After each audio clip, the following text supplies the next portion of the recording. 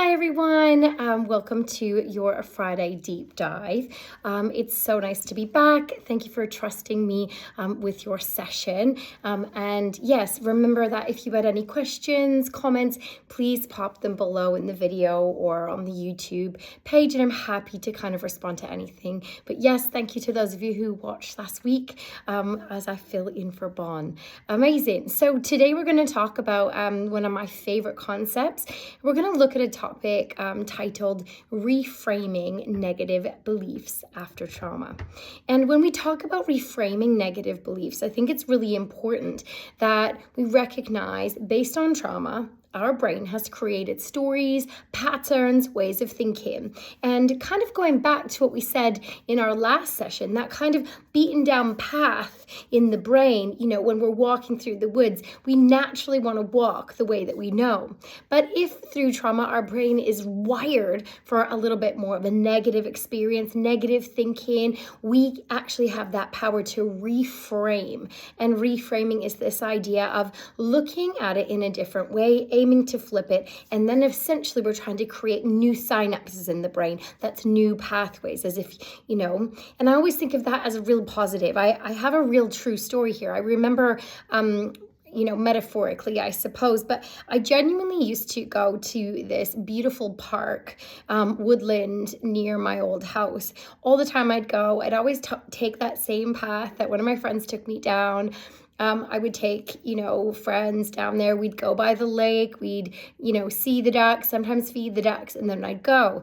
But I actually had no idea for years and years that if I just turned to the right and walked, honestly, it wasn't far at all, but through this little bit of brush was the biggest, most exciting kind of playground. And from, friends that I had brought there, I absolutely missed out on taking, their kids, to that beautiful space. And I missed out on that because I stuck with just what I know, and I stuck with that beaten down path. And so reframing is that ability to go, hey, maybe there is a different way of thinking. Maybe I can think about what belief is holding me back. Maybe I can reframe it. So that's what we're looking at. And often it's seen to be very empowering. It allows us to take control back that we often feel like we've lost. So bear with me. Let's see how it all unfolds for you. Let's unpack the topic. So understanding negative self-beliefs, it's really like a perception. It's a thought that we have about ourselves. And often that arises from sort of past experiences, obviously, especially those traumatic ones. Those beliefs can significantly impact on our thinking, our emotions, and our behaviors, and overall our well-being. To embark on kind of a journey and learn about reframing these beliefs, it's really important that we really look a little bit at the origin, where it kind of starts, or where that thought kind of maybe has kind of grown within us. And we need to understand the role of cognitive distortion, recognize the common negative beliefs and that trauma survivors commonly struggle with. Hopefully, this kind of content might support you in, again, finding language to support you in how you've been feeling, maybe the way that we view ourselves. And we'll look at that idea of cognitive distortion. It means that sometimes we see things in a way that other people don't see. And sometimes it's a bit more negative. So, for example, based on the trauma that I had personally experienced, I created a belief that if I was good, did no wrong, was kind, did everything everybody ever asked of me, absolute people pleaser. That was what made me feel that everything was just going to be okay if I just never did anything bad, never littered, never did anything bad forever. And that is something that if we're human, that is an unattainable idea, this idea of perfectionism. That is a distortion. That is a way that I found a way to cope. And similar to talking about, our compassion fatigue last week, we were talking about how our brain just tried to protect us. And at the time, it really worked. That thought supported me. But as I've moved into adulthood, it can't ever be everything to everybody. Can't be the best friend, the best wife, the best partner, the best mom, the best auntie, all of it. It's just you can't be everything to everybody as I was achieving and aiming to be. And so that is an example today of what kind of self-belief that we're talking about when we're talking a little bit about what are these stories we told ourselves to keep us safe, and how can we break through that in order to improve our overall well-being. Some past traumatic experiences, especially those involving emotional, physical, or that kind of psychological harm, can leave these lasting imprints on our self-perceptions. Trauma can really kind of shatter maybe that sense of safety, maybe trust, and, it leads to feeling maybe powerless, really vulnerable. These experiences can create what we call a negative self-belief or that negative self-talk. And it makes sense, right, based on what happened. But it's not something that we would want to keep if the beliefs are so deeply inaccurate and so self-depreciating. So we don't want those beliefs anymore if they're not going to, work with us to find that healthy space of happiness, peace, and well-being. Let me give you an example. A person who experienced childhood abuse might develop a belief that they're just unlovable, or maybe even deserving of mistreatment, and kind of see sometimes that situation. And, that's not true, right? It is a limiting belief. It's a belief that limits us from moving forward into healthy relationships, holding us back. Very common. And again, that is the brain trying to somehow find some protection, make us feel like everything's going to be okay. So, similarly, someone who maybe survived a toxic relationship may internalize the belief that they're responsible for the abuse they endured. That negative self-belief acts as this defense, right? It's a defense mechanism, and it tries, the reason why maybe that thought is there, is to help us understand the situation, navigate the trauma, but often in the long run, we don't need that thought anymore. It might have supported for a while, might have helped us make sense, but now it's time to reframe it, rethink it, recognize it, find it. And sometimes that's the hard part, is what is your, limiting belief or limiting beliefs? What are the things that might be holding you back from being your full, authentic, happy self? So it's just important to kind of explore that. Talking a little more about cognitive distortion, a term that I brought up at the beginning. Cognitive distortions, that is when the way that you view something is faulty. So cognitive distortions, the definition are faulty ways of thinking that magnify or reinforce negative beliefs. I'm going to give you some examples and some theory here. But they're kind of like a cognitive filter. There's this filter, the way that you see things. So if I had put my sunglasses on, I'm seeing the world through that filter. And maybe that filter simply is a filter or a belief that says, I'm not enough. I'm not enough for this job. I'm not enough for this relationship. I'm not enough. And that always doesn't serve us. It doesn't make us feel, our best, that we can show up in this world and do all those incredible, amazing things that we're meant to do. So the cognitive filters kind of color how we perceive ourselves and sometimes others, and even the world around us. The distortions kind of entrench that negative self-talk, that negative self-belief, by kind of distorting our reality and making us see things through this, what we call, a distorted lens. So let me give you an example of what I mean by these sort of lenses. So common, not all, but some of the more common distortions are here for you to explore. And I guess it's, can you see yourself in any of these ways of thinking? So one of them is black and white thinking. And, sometimes there's a place and a time for that. Absolutely. No matter what, there's a time when we go, yes, I'm sure of this. But black and white thinking is viewing situations in quite extreme terms. So there's very little middle ground. It's this real, I am either perfect or I'm an absolute failure. There's no middle ground. And I definitely can relate to that in certain aspects of my life. I don't know about you, but I used to say, like, I'm a bit of an extremist. I'm either up here or really down here. And it's finding all of those kind of tools through this program to kind of get yourself back to that lovely little middle ground. I don't know whether you can relate. Another lens is this idea of catastrophizing something. It's a way of thinking, isn't it?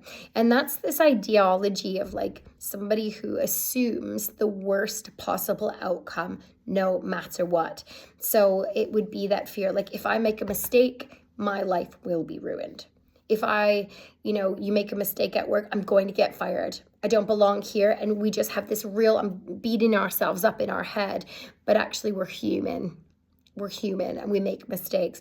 But catastrophizing, it could be, something that we do on a day-to-day. We might notice it sometimes, maybe when we're triggered, but maybe this could be a cognitive distortion.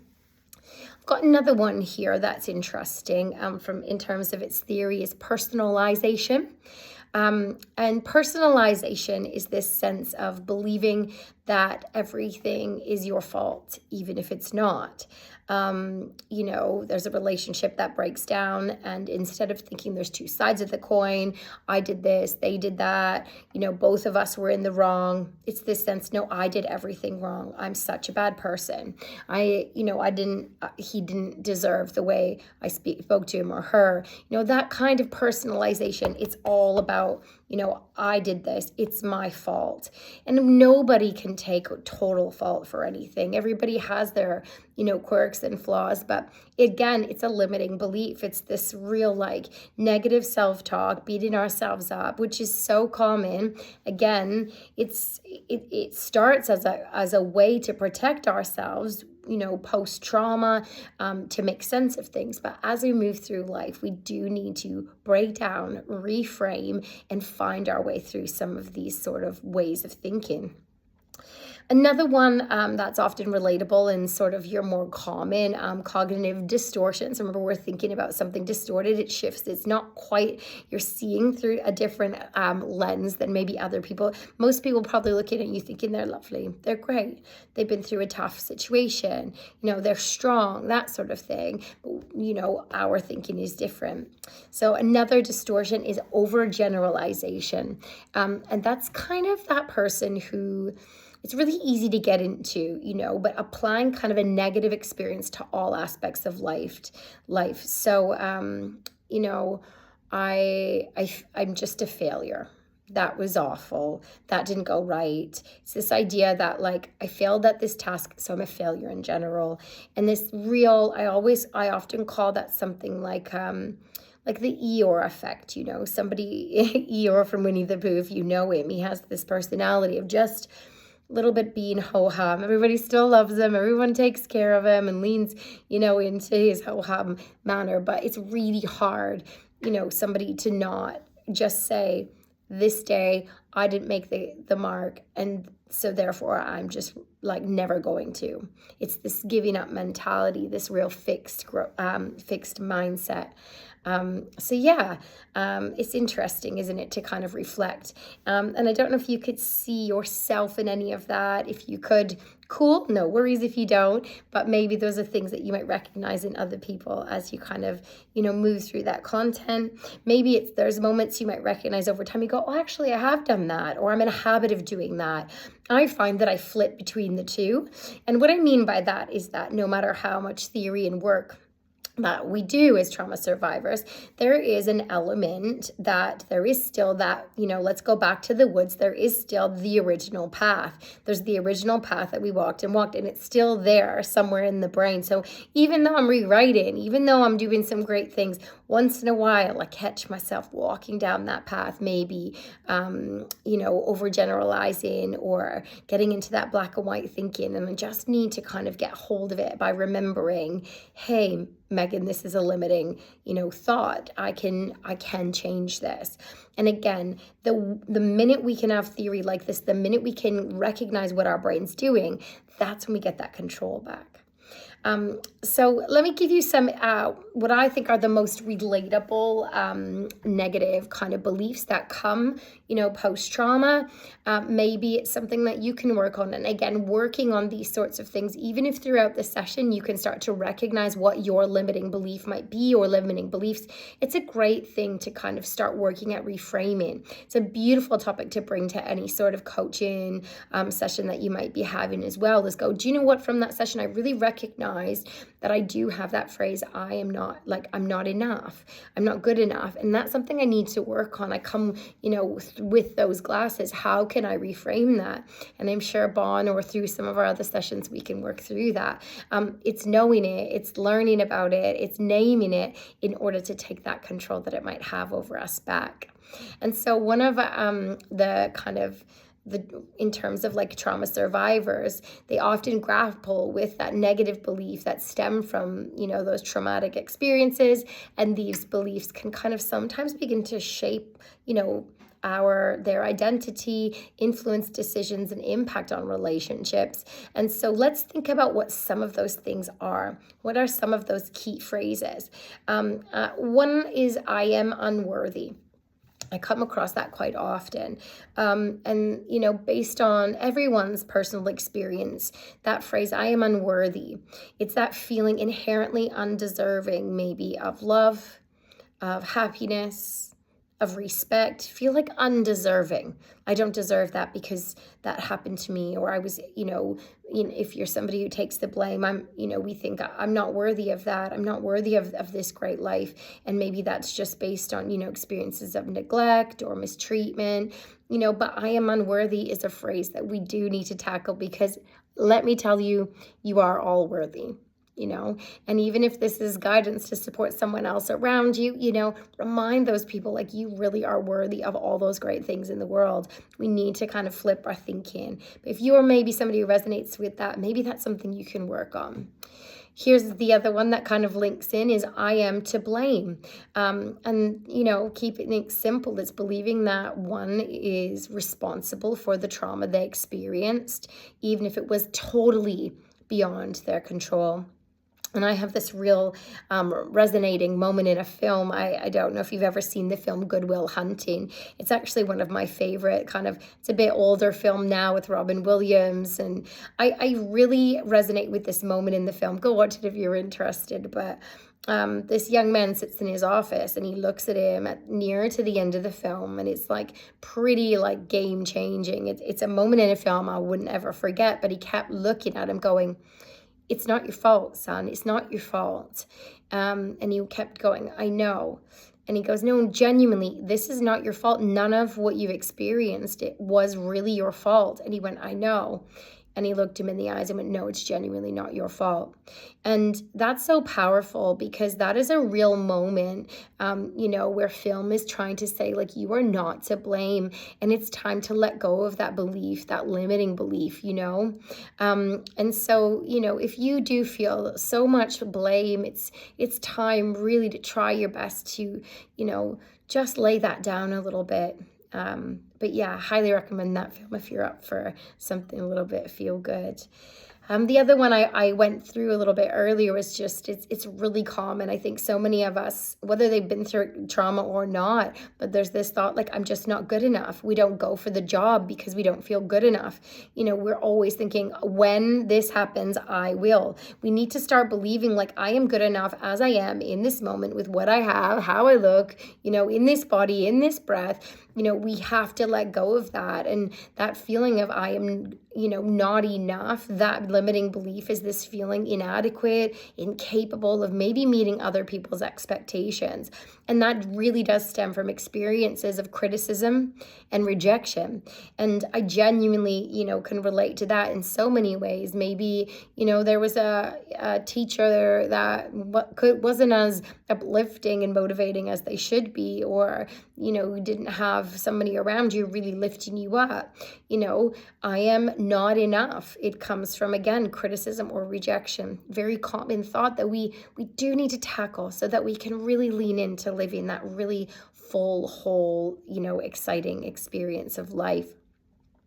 I've got another one here that is I am unsafe. And that really stems something that resonates with me. Those who kind of experience feelings of anxiousness often, that's always being in that fight flight response and carrying a constant sense of threat or danger due to past traumatic events, leading to hypervigilance and anxiety. As I said, that feeling like I'm not safe. I don't know this room. I don't know this group of people. Comes with social anxieties, not knowing what to say. I don't know how I'm going to be taken here. I don't know if people like me. It's this sense of the unknown feels so overwhelming that we hold back from those experiences. And that's something that we want to tackle, right? Because you are often in a place where you are safe, maybe getting out of our comfort zone and doing some really cool things, experiencing the world, going on a holiday, getting on that train, finding something new could be incredible, but feeling unsafe is something that holds us back and it limits us. And that's why we call it a limiting belief. And another one is I am broken. That one breaks my heart a little bit when people feel that. And that's so common as well. It's this viewing oneself as like you can't be repaired. Somebody that says that I'm damaged, I've got all this baggage that can never be unpacked just due to trauma. And it makes it really difficult to see a path to healing and recovery if you really just feel like those broken pieces. But I forget the actual term. I think that there's this incredible theory. I think it's a Japanese theory where they glue all the pieces of a broken sort of pot or vase back together. And there's this beautiful word. And I think like in some cultures, they seal it off with gold. And they say that all those broken pieces, all those pieces of us, those parts of our stories that aren't so great, are a little bit heavier, are all part of that beautiful kind of vase or that beautiful pot. That's us, and that those stories are part of us, but they're not who we are. We are not broken. We just have parts of our stories that we're working on, we're leaning into, we're growing from. Maybe one day we can take the broken pieces, glue them back together and help others through similar situations. So I think it's such a cool thing sometimes. And this is the process of reframing. But if we're living in a space of I am broken, then it's very hard to even figure out where each piece might start to come back together. Have a little sip of my drink. Cheers, my friends. Awesome. So we've kind of gotten through this idea of cognitive distortion. We're looking a little bit how it fits into those who've experienced trauma, looking at what negative beliefs are, maybe some of those cognitive distortions. Let's just have a little minute. If you have a pen and paper, I wanted you to just take a second to think so far. Is there anything that has really resonated with you? Is there one or more than one of those, limiting beliefs that maybe stuck with you? Maybe you know it about yourself. Maybe you're like, I lean in a little bit into this one. I wonder if there's anything there that you can kind of think about. Could you make a little list of what yours are? You can stop the recording. Maybe you could just kind of explore a little bit, thinking back to where that could have come from. Maybe it's almost like doing this little mind map. So I would suggest popping like the limiting belief in the middle of a circle and then just off the side, maybe anything that supports it. So an example might be I am not good enough. And around it, I've had clients, place around it that, their mother always favored the brothers, and that their father always used to make comments about their weight, and there was lots of comparison within the family, obviously as kids, and that's helped shape a little bit of that belief, like not being good enough, often feeling forgotten, and loads of examples around that. That might be the origin. Might not even realize in adulthood that it's come with us or that was even a belief, but there's this sense of like not being good enough. And therefore, I remember that client, once they started to tackle I'm not good enough, they started to really tackle everything. They realized, actually, I am enough. I am a good, kind, honest, hardworking person. I am actually enough. And that's the work. That's the work right there, is reframing it so that we're starting to see the world through such beautiful light. You know, you all bring so many great things to this world, this planet. And sometimes it's so hard in trauma to see it. Sometimes it's so hard in this like story in our head that we're broken, we're not good enough, we're, you know, all of it. We just need to really try our best to unpack it, learn more about it so that you can bring your gifts and all the great things about you back into your relationships, back into your work if you work, back in, you know, into your families, and just help yourself live just a little bit, you know, healthier in mind and heart. I think it makes such a difference. So I've got a few more questions. You can write them down if you want. And again, you can stop the video and work with it. But once you've made a little note of maybe what yours are, made a little mind map, maybe again, these are the questions that you could ask around that mind map and add to it. One is just, where does it come from? Maybe how did it start? You might know, you might not know. Another question is, how did I continue maybe to refine my recipe of this negative self-belief? Can you see that pattern in other aspects of your relationships? And again, it's not a bad thing. It's this mechanism for safety, it's survival. It's a pathway in the brain that we're just working. If we can work with it, learn more about it, maybe we can turn the corner and find that lovely bit of that lovely bit of that area in the park, for example, and in the woods that didn't exist. And then my last question for you is this, is what do I need to change, or what could I change now to maybe shift this process, this thinking? You know, sometimes I used to find it really hard in exercises like this personally to think about myself. So I would sometimes look at it from the point of view, like, this is my best friend. I would put on the paper, my best friend has this limiting belief. And then I would almost look at what would be the advice I would give my best friend. It was the best advice I could give them on the planet. What things would I say to that person that would really, truly help them, you know, make the changes that they need? Because we just want your best friend to feel good and happy and, you know, ready to tackle the tough stuff in life and not dwell in some of the trauma they've experienced as often, you know. So see if you can think about it that way maybe. And again, a nice opportunity to sit with a pen and a paper. It's a great exercise. And then look back at it and reflect and remind yourself that you were talking to yourself, not just that best friend. And yeah, I think there's one more step here. So you're welcome, if you are writing, just pause it. I know we're all going to watch this at different times. But the last step in our little bit of journaling and reflection, which is so powerful, it's like one of the most important parts of this. You know, the more we write about it, reframe it, rethink about it, I want you to think about the last step is to explore and define how maybe your trauma has shaped these beliefs. And can you maybe recognize the role of cognitive distortions in where you're at? You know, maybe we can then start to challenge it. Like I said, what advice would you give your best friend? That's that opportunity to challenge and go, hey, if I could flip the thought, what's the opposite to I am unsafe? It's I am safe. How can I add in some of these incredible like somatic movements, breath, to start to calm my nervous system in order to get myself into that thinking? How can I train my brain? You know, there's the reticular activating system is part of our brain that I'm very fascinated with. You'll find it in, I think it's module 3 that I'm very grateful to be a part of. But you'll find like a little bit of work on that, and that's retraining that aspect of the brain in order to filter for better things, better positive thoughts rather than the negative ones. Very much what we're doing now in terms of reframing those perceptions and those negative beliefs.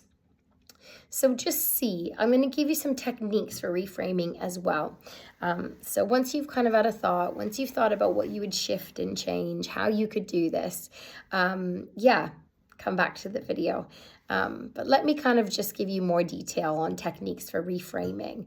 I want us to think a little bit about what cognitive reframing is. Cognitive, obviously, we're thinking about the brain, and cognitive reframing, thinking about those key terms, is just this powerful technique that really does, I really believe it empowers people and empowers individuals to challenge and shift those negative thought patterns that kind of stem, from our past trauma, in any shape or form.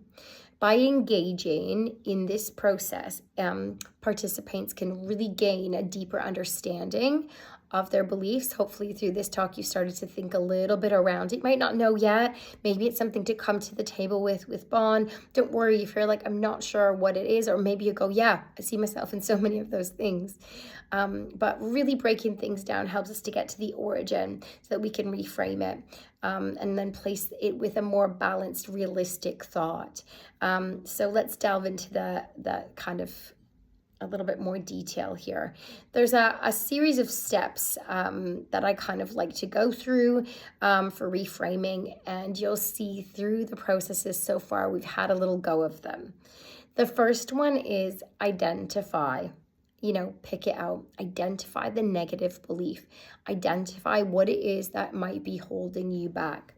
So start by kind of identifying the negative belief in terms of, your past, or going back through the video and going, is it I am unworthy? Is it I am not enough? Is it I am unsafe? Is there this fear of everywhere we go? Which one do we want to talk about first? Maybe, really working with that. And that's why sitting for a moment and writing them down was such a powerful exercise. So in order to reframe, we need to be able to identify it in ourselves. And you know yourself best. So just, even if you pulled one that you kind of felt, I think that I can see this one. Then we dig a little deeper and you get there.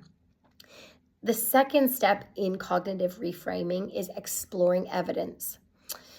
And what I mean by that, again, we've done a little bit of that in your writing, or mind mapping if you chose to choose that option. But once you've identified that negative belief, you take a little closer look at the evidence that supports, but also the evidence that contradicts it. So I often make a little chart, and I put for and against, and maybe I put I am not good enough. And on one side, I put all the things that are saying that I am not good enough. And on the other side, I put all the things that say that I am good enough. Do you want to know the truth? Is I find it really, really hard sometimes, more than I'd ever imagined, to add the evidence that suggests that I really am not enough. It's surprising, but when we put a pen to paper and when we really break it down, you'll start to see that there is a true imbalance. Maybe if you're in a real negative thinking place, we might, talk that through, work through that in some coaching. But some really, really interesting things. So it's about looking at what supports your statement and what contradicts it. This step involves adopting kind of curious, objective stance. So ask yourself these sort of questions when you're looking at for and against. It's what experience have contributed to this belief? Why do I think that? What experiences have shown me this? Are there any instances that challenge and really contradict this belief? What kind of things show that you are enough? You are capable. You get up, you've got dressed, you've got on with your day, you've cooked a meal, your house is tidy, or it doesn't matter if it's not, but maybe those things can support that you are enough, And then again, another question for you, how has this belief maybe impacted on your thoughts, emotions, and actions? And that's what we need to think. So what experiences contribute to your belief?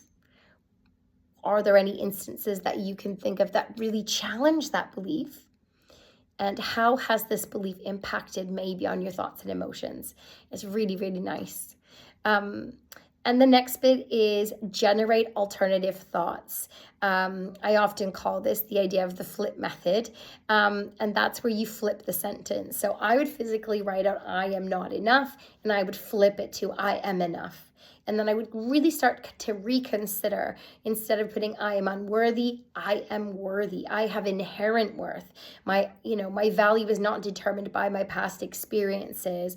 I am valuable. I am worthy of great experiences. I'm worthy of happiness. You can not just take the sentence, but you can extend it. I'm worthy. And write down the things that you feel that you want in your life. I'm worthy of a healthy relationship. I'm worthy of joy. I'm worthy of peace. I am enough. enough in my job. I am enough in my home. I'm doing my best, and that is good enough. And I think that that's such a beautiful way of flipping it. And then having that as a reminder somewhere, maybe writing it down. You can have it on a post-it on your phone, somewhere where you can just see that sentence a little bit more often is really, really healthy.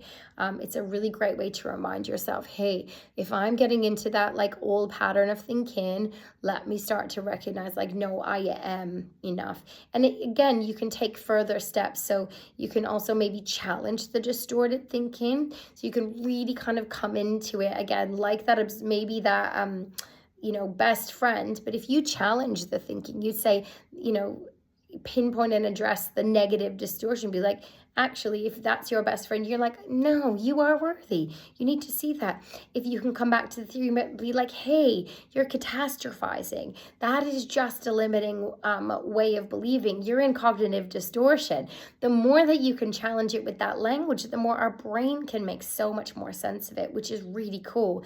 And the more our brain makes sense of it, the more we get that power back, the more you can go, hey, I'm just being human, and I can get myself out of that pattern much quicker.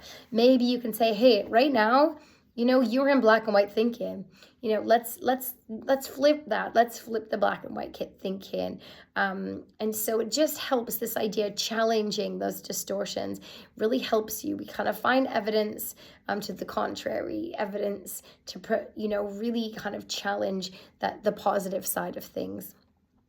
And number 5, one of, I think, the biggest and hardest aspects of, the healing journey is practicing that real self-compassion. Self-compassion is hard. It's hard to be really extra kind to us. So that's why I love that thing of, how would you speak to your best friend? And I remember doing some work with somebody before. I asked them to take an envelope, and we wrote all of the nicest things that I could imagine. I said, don't write a name on the outside, but imagine you're writing to your best friend. Don't write their name on it, but I want you to write down as many positive sentences, uplifting phrases, compliments. I want you to write all those down on these little bits of paper and pop them in an envelope. And it was such a good experience because everybody wrote those things, popped them in the envelope, and then I put your name on the outside. And when they opened those and read them, I could really see like a shift in the energy in the room. Some felt emotional and thought, I would never say that to myself, but how lovely it feels to read that. And so we need to kind of, work through some of these like reframing processes and remember that kindness, that self-care. Be kind to yourself. Acknowledge that it's okay to struggle with negative beliefs. Like I said, I work in this line of work, and I still sometimes catch myself going, whoa, Megs, you are in a black and white thinking, girl. It is okay. It's fine. But let's do some reframing. Let's flip the script. Let's challenge it. And let's write it out. Let's mind map it. Let's figure out ways in which I can see the truth again. Sometimes if you've got a real supportive friend or family member or partner, sometimes I say to him, look, the story I'm telling myself, I know I'm not myself, but right now I'm really feeling not good enough.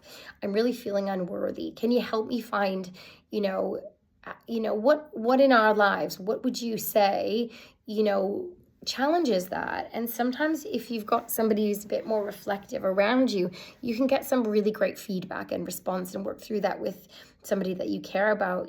Again, it could be partner, best friend, parent who's supportive of our journey. But we have to give ourselves that same empathy and understanding that we give other people. It's so important to be good to yourself. It's so important to take care of yourself and your mind, and really, really say like, hey, I'm doing my best. One of my favorite phrases, I come back to it often. You might hear it in some of my other sessions, but I really feel that I need to tell myself on the daily, like, hey, I can do hard things. I can tackle the tough things. I can do, challenging things. Come on, Megan, you've got this. And when I feel the fear or when I feel unsafe, that is my flip the script. I can do hard things. I can overcome this grief. I can overcome this rift in this relationship. I can do this. And it's those I can statements and I will or I am statements that make such a powerful difference. So if you're somebody who uses social media, I don't know if you are, but I would research, look up positive affirmations so that in your feed, if you ever flick through social media, maybe you'll get some more pages that you can follow with some beautiful positive phrases that you can stop, resonate, think about, and all of that adds to our reframing. The more we read them, the more we say them, the more we see them, the more we challenge them, the more likely we are to find that new route through the woods. So yeah, repeat, repeat, repeat those positive things. I am enough. I am worthy. I can do hard things. I am safe. All of those are super powerful. And remember, Rome wasn't built in a day. And all of our thought processes, that's been built for some of us, it's been absolute years that we've not even realized we've been thinking in this way, we've had these like colored glasses of hey, nice to meet you. And somewhere inside of us feels like I don't deserve to be here, or I don't deserve this job. But I really want you to kind of remember that this is a process and a beautiful journey that you're on, and you're doing honestly such a great job. If you really ask yourself like this huge question of how long has it actually taken you to build up those negative distortions, you really have to kind of think, how long will you give yourself to work on changing maybe your top 2 or 3 distortions? And I've always been given this element of like maybe working on it for around 6 months, really working, and recognizing and challenging it sometimes gives us that space to kind of really retrain our thinking. But that's the magic of our brain. The magic of our brain for me is just, it's so exciting that we can, build parts of our brain kind of like a muscle, And so before I go, I'm going to leave you with a little bit more on self-compassion and some top tips for that. Self-compassion involves just treating yourself with the same kindness and understanding that you would offer somebody that you care for. It's an acknowledgement of someone's like real humanity, imperfections without judgment, or that self-criticism. So that self-talk, those positive phrases are really important. Think about something each day that will make you happy. Something that you can build into your day. Is it, what is it that if you could have at any moment to eat, to talk to, is it something that you can kind of make happen in your life, even if it's really small? Maybe you think, do you know what? I don't really know where to start, Megan, but I love coffee, and, I'm going to make sure that I make that coffee every morning for myself instead of being lazy. I don't know what it is. It could be something like that. Practicing that kind of self-kindness. And maybe when facing challenges and setbacks, you can go from a point of view like, I can do this, I've been through tough things, rather than kind of berating yourself. If something's not going well and things are feeling really difficult, maybe treat it with a little bit more gentleness. Ask yourself, can you flip? Am I treating myself the way that I would treat others? And usually we're a little bit harsher, aren't we?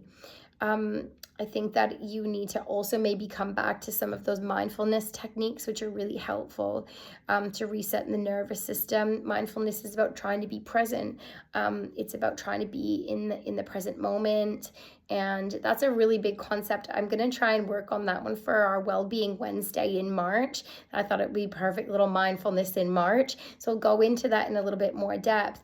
But if we can find a way to recognize, that actually in this moment around me, the sun is shining, I've got 4 walls around me, I've got a cup of tea, food in the fridge. Actually, reality is that I'm probably richer than many other people. It doesn't take away from our feelings of trauma, but sometimes coming back to reality can also bring us back to ourselves, bring us back to the calm, and start to bring our minds a little bit back in line. Gratitude is a really huge one as well. So making a list of the things you're grateful for, trying to build that in, is really helpful and healthy. That is a mindfulness technique. But again, I'll go through loads more as we move into our Wellbeing Wednesday with Meg in March. And like I said earlier, affirmations, positive statements, having them around, and even a sense of like showing kindness to others. You get that lovely oxytocin back. Sometimes, you know, sending someone a positive message can give you that boost of reminding yourself you are a good person, you are kind. You know, writing a great review on the Google page of a product that you really enjoyed or a restaurant that you went to. Sounds really silly, but spreading kindness can also start to bring you back a little bit to yourself. It can bring you back to reminding you who you are and what lovely human beings that you all are. And if we can work on self-compassion, again, it's almost its own topic, but you know, self-compassion is so important. And if you can work on it, and again, I'll build on this again this month, but it brings empowerment, it brings resilience, it helps us reduce the negative thinking patterns, it brings that sense of healing, and sometimes it even really helps us improve our relationships. So I want you to remember, flip the script. You are worthy. You are not to blame. You are absolutely not broken. You are safe. And you are more than enough. You are more than adequate. You are lovable. You are different, and that is great. You are full of power. You are not a burden. You are learning. You are a joy. You have a story that will help inspire others. You are nothing but kind, wonderful, and capable. So challenge those negative beliefs and remember, you've got this.